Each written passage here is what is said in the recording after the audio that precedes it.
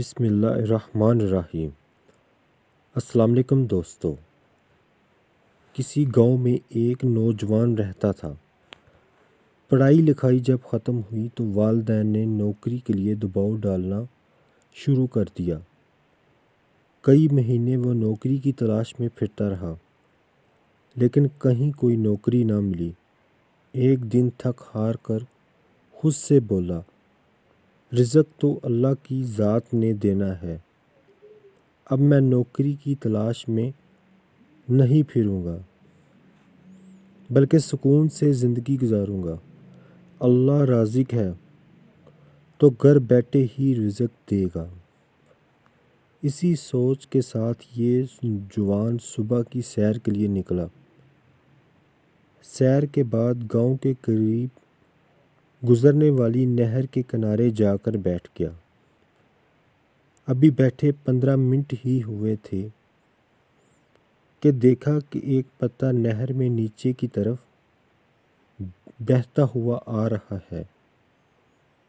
چھلانگ لگا کر پکڑا تو یہ کیا دیکھتا ہے کہ پتے پر 2 نان، ان پر حلوہ پڑا تھا۔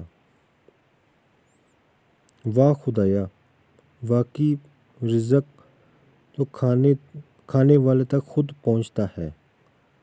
حلوہ کھایا، بہت لذیذ تھا۔ پیٹ بھر کر واپس گھر آ گیا۔ ظہر کے بعد پھر نہر چلا گیا۔ ایک بار پھر حلوہ اور نان پتے پر آتے نظر آئے، اٹھائے اور کھا لیے۔ مغرب کی نماز کے بعد پھر نہر کنارے چلا گیا۔ اس بار پھر وہی ہوا۔ واہ، رات کے کھانے کا انتظام بھی ہو گیا۔ اب روزانہ فجر، ظہر اور مغرب کی نماز کے بعد نہر کنارے جا کر بیٹھ جاتا اور بلا ناغہ نان اور حلوہ مل جاتے۔ یہ سلسلہ کئی دنوں تک چلتا رہا۔ ایک دن خیال آیا کہ دیکھوں کہ اللہ تعالیٰ کس طرح یہ نان اور حلوہ بھجواتا ہے۔ اسی سوچ میں صبح کی نماز کے بعد نہر کی اوپری طرف چل پڑا۔ کچھ کلومیٹر ہی گیا ہوگا کہ دیکھا ایک بابا جی ہیں جو نان اور حلوہ لیے نہر کنارے بیٹھے ہیں۔ قریب جا کر دیکھا تو بابا جی نان کے اندر حلوہ رکھتے ہوئے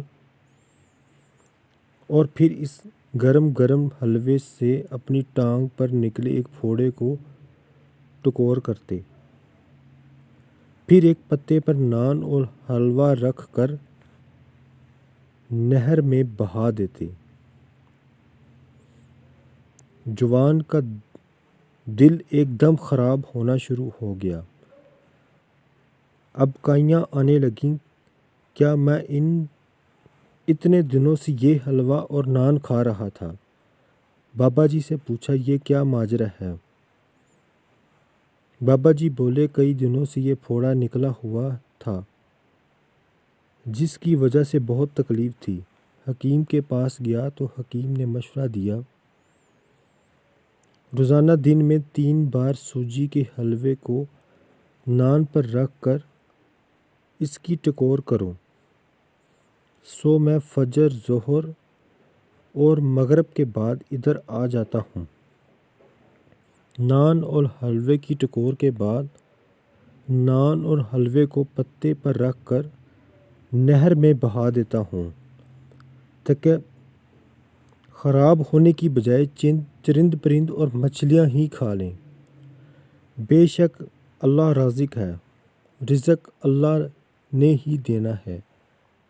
محنت اور کاہلی کے درمیان پھل کا فرق ہے۔ جو محنت کرتے ہیں انہیں پاک اور صاف رزق ملتا ہے۔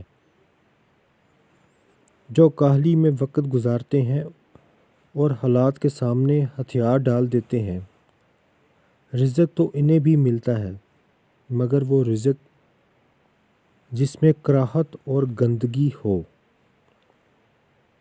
ویڈیو کے آخر میں آپ دوستوں سے درخواست ہے کہ اگر آپ ہمارے چینل وائس آف کاشف پہ نئے ہیں تو پلیز ہمارے چینل کو سبسکرائب کریں، ویڈیو کو لائک کریں اور دوسرے دوست احباب کے ساتھ اس کو شیئر بھی کریں تاکہ نئی آنے والے ویڈیو کا نوٹیفیکیشن آپ دوست احباب کو بر وقت ملتا رہے۔ شکریہ۔